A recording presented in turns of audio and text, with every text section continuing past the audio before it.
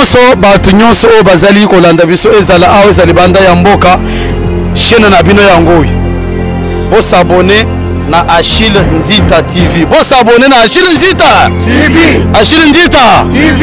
Achille Nzita TV. Oui, je pense que nous ne parlons pas parce que tous n'a pas ça critiquer. Mais c'est une colère sainte qui nous anime. Alléluia. Amen. Praise the Lord. Alléluia. Allez-y comprendre des bêtises qui se font. Les pasteurs de l'église de réveil. Tous attendent éthique na déontologie. Nalandi pasteur Moussou na télévision. Azobete masolo ngane avec mukuna tokendaka pa ya président Joseph tozwaki $100,000. Évêque évangéliste Kizami na kutalobaki azwaki $5,000. S'il vous plaît, avez-vous déjà vu des prêtres basango mibale ba ko finga na TV? Soki ba piaki bino mbongo. S'il y a des antécédents, s'il y a à régler, est-ce que vous ne pouvez pas respecter 1 Corinthiens chapitre 6? 1 Corinthiens chapitre 6, c'est pas si nous sommes là. Est-ce que nous sommes journalistes? Nous devons régler nos différends. Nos différends doivent être traités dans la conférence des hommes de Dieu, dans les rencontres des hommes de Dieu. C'est anormal. C'est vraiment l'immaturité. Que Dieu bénisse le père de la maturité, le docteur Fumba. Amen. Vraiment, c'est ça le visage de Caïn. C'est parce que batutangu bakenda ko zwambongo wana. Mutu na mutalaki na posa ya positionnement pa muninga na ye mutamoki. Likambu ya positionnement boti makambo ebele. Yango na lingi lelo na gâchete belete na go simba makambo mena lobi na bande konyoso ba olandanga. L'unité n'est possible que ce mission soit toi babé. Pour Bible lobi otika bena anite ba labourer nelanga moko. Nelanga ya nkolo azana posa bangombe. Parce que ngombe na 1 Corinthiens chapitre 9 aza ministre. Amen. Na ngina loba na yo vérité, na ebi que l'âne aussi peut prendre cette casquette, mais il y a des fois il a été utilisé na ba feti. Mais ngana alinga na loba na yo, ezana basali ya nzambo ya feti. Na basala nzambo baye tumba po elange baluka pe lona mebota. Po babi ke mokolo elanga zo zelankona. Mbongo owela ya mokili otika. Ata Félix président de la République apesi otika ngo. Ata Joseph Kabila notre président passe apesa ki otika yango. Mais l'évangile est éternel. Amen. Car Jean a vu ça à l'Apocalypse que nous devons prêcher cet évangile qui venait d'en haut qui est l'évangile est éternel. Le visage de Caïn. Le visage de Caïn. Amen. Et l'ongi à Caïn. Bas sur la mission livre à Genèse, chapitre 4, verset 6 à 7,15. On nous lit au nom de Jésus. Ils ont dominé dans la franc-maçonnerie. Basé avancé sur le plan technologique, sur le plan scientifique, sur le plan des droits plus que plus. La Bible dit dans les livres des Proverbes, le travail, tout travail, procure de l'abondance. Congo est un misalate. Et ça, les prophétie ni à accord diplomatique au président Félix Akosala. Pour la Bible, nous savons que la prophétie de Sophonie, c'est pour Israël. Ça n'a rien à voir avec le Congo. Le Congo n'est pas un pays prophétique. Donc, frère, je suis prêt, mon numéro est là au bas de l'écran. Monsieur Sili Benga. Présenter préoccupation na yo, si photo le cas en face, to 5 minutes, déjà zo kabiso moni be mission boye déjà Ntsumbu, hein honorable Ntsing. Bozana beni, bole ki sango mingi, a part ndenge yo le ka jeudi et le ki vendredi, boluki batam moko bole ki sango po peuple abika. Praise the Lord. Alléluia. Non, pour bâtir une nation, ba député ba ça la calcul ba dépense, gouvernement ça la calcul. Luc chapitre 14. Et le monsieur Moutalinga tonga tout.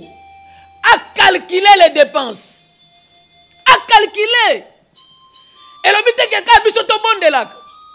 Chercher le bonheur de la ville. Premièrement, on doit chercher.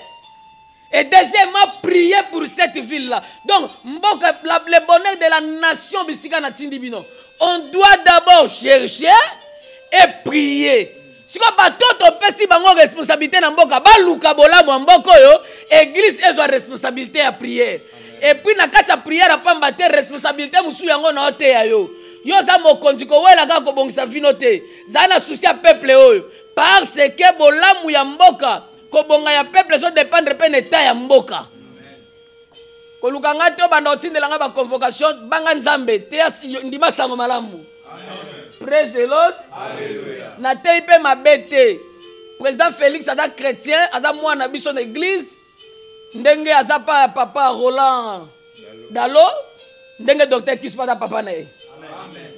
Ah oui. Amen. Amen. Na loba na bino so moni muta bongi na vie. Ato sa basala nzambe te, seka bonga na ndako nganga kisa mukilio. Soki ato sa basala nzambe seka bonga na nzela nzambe. Amen. Parce que mutuna mutato saka source pas battre la source. So source akobonga muto zanganga kisi abando banga nde banganga kisi. Bon mona eka impoli pa basali ensemble. S'il vous plaît, boyebi na quand le docteur parle de tanga ba kombo te, mais lelo no tangi ba kombo no tanga ba kombo misatu pona recadrer. Nangina tanga kombo musune mission na landaki ya évangéliste Roger Baka. Na yoka pe kombo na point de vue. Alobi ba pasteur ba pesa bazwa sous dimite dimeza biblique te.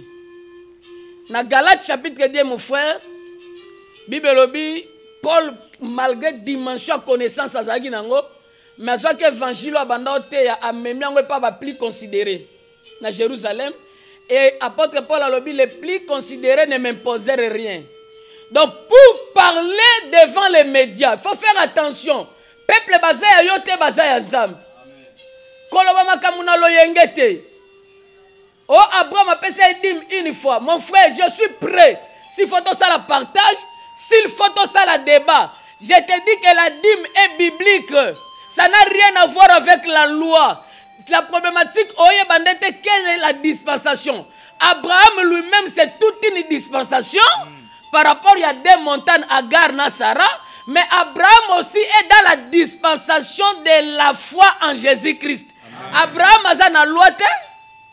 Et puis on constaté, Abraham n'a pas donné la dîme qui est en Akutanina Melchisedec. Mais Abraham a donné la dîme quand le Melchisedec lui a donné le pain et le vin. Est-ce que vous avez l'entendez? Et ça sans l'oyenge. Quand le Melchisedec a donné le pain et le vin, c'est alors qu'Abraham donna la dîme. Cela veut dire quoi? Ce jour-là, Jésus-Christ lui-même, alors mon corps, le pain ici représente mon corps et le vin représente mon sang. Ah, faites ceci à ma mémoire. Donc Jésus-Christ a dit que nous sommes le quoi lipa, pe makila ne le quoi la vie qui est la parole. Amen. Alors, quand nous consommons le pain et la parole et que nous amenons la dîme, nous n'avons pas péché. Parce que Hébreux chapitre 7, ils ont confirmé que Jésus-Christ est selon l'ordre de Melchisedec. Amen. Dans l'ordre de Melchisedec, on ne refuse pas la dîme. Amen. Amen. Amen. Est-ce qu'il y a quelqu'un qui comprend ça? Dans la fanatisme, mais pièce par pièce. Amen. Quand le docteur, Jésus-Christ est venu selon l'ordre de Melchisedec. En esprit étant lui-même le Melchisedec, donc le roi de Salem. Oui. Mais quant à la chair, il est descendu selon l'ordre de qui? De Melchisedec. Mais dans l'ordre de Melchisedec, le Melchisedec là a reçu la dîme. Quand Moïse est venu, il a légiféré ce qu'il a trouvé que Bandeko Salama. Moïse a koutaki makambo e Salama nzamba pese makoki a légiféré yango tiango na accouché yango lokola loi écrite pardon, en fait que le peuple Israël attend. Bon désordre bon évangile. Retourne auprès de ton père, accadrer ma kamuso zoloba. Ce n'est pas du tout respect. Nous ne pouvons pas permettre ça et vous regardez dans la télé, vous admettez que le peuple de Dieu est comme Makambaboui. Et vous allez parler. Oh, nalimete, l'église alimete nyonso, l'église abassiance occulte. Ça c'est quel évangile? L'apôtre Paul a parlé sur les faux docteurs, les faux prophètes et les faux pasteurs.